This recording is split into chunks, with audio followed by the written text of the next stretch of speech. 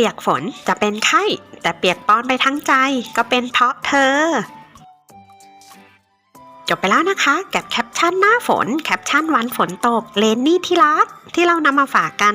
เพื่อนๆสามารถติดตามคลิปดีๆแคปชั่นโดนๆได้ก่อนใครหรือเพื่อนๆอยากได้แคปชั่นคำคมเรื่องไหนสามารถทักมาหาเราที่ LINE แอดคำฮิตสุดซ่าไวโจนะคะหรือจะสแกน QR Code ตามนี้เลยค่ะรับรองเราจัดให้ตามคำขอของเพื่อนๆแน่นอน